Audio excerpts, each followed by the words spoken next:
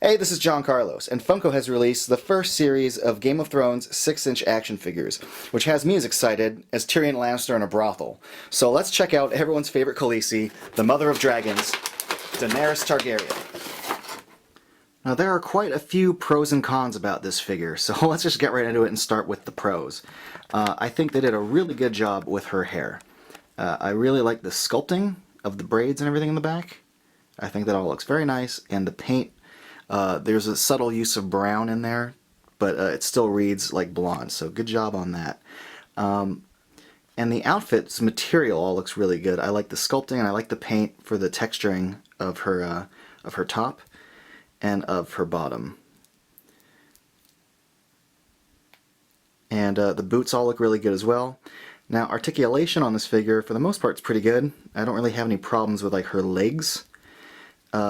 It all kind of functions well. You can't, really see up her skirt, which is good because a lot of these figures have very kind of visible joints. But this one's not so bad. But let's start getting into some of the cons about this figure. One is the paint on her back is not layered enough. You can kind of see the dark plastic underneath, so that's kind of a bummer. But the biggest bummer for me are her elbow joints. Let's see if I can get a little closer here. When I first got this out of the package, I try to move the elbow up, and it's already tearing. This sort of soft plastic already has a tear in it there, and then this one has a tear in that as well when you move it. So I'm very hesitant to put these elbows forward. I guess I'm gonna have to leave them in a down position so as to not kind of create any damage in the paint or in the actual plastic itself. So that kind of bums me out. Another thing is the face. I dig it in principle. I just don't see much of the actress there. And then you might notice there's like a little lip of paint hanging on by her right jaw. I saw 3 of these in the store, and they all had kind of splotchy kind of paint marks, like, on the chin here. I picked the one that had the best eyes and the best painted lips, because some of them, the upper lip was not painted very strongly. But it still kind of reads like the character. It's just not the most accurate face sculpt. I'm also not a fan of this torso piece. You could tell it's assembled in 2 pieces because you could see the kind of glue coming apart right there where the top meets the bottom. They kind of meet right in the middle of the breast there. You can see some of the glue spreading apart in there. So the elbow joint's kind of a bummer, and the breastal area is kind of a bummer, and this paint area on the back is kind of a bummer. But for the most part, I'm happy with this figure. I mean, when you put it on a shelf and stand, a foot away from it, it looks really cool. A lot of toy companies, Hasbro, do this sort of split in skirts just so they can get the leg to move, but I've never been a fan of the split in the material here, and that goes for this series as well.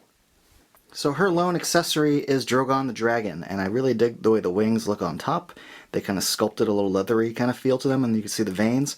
The wings on the bottom, though, the paint's not so good, but the texture is still pretty cool.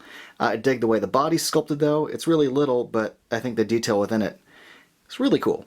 Now, they included little holes in her shoulder that line up with these pegs on the feet. So just pop those in, and there you go. Looks pretty good. Now, one of the things I forgot to mention is it does have a mid-torso cut with a lot of good range. Not all the figures in this series have a mid-torso cut, but I'm glad that this one does.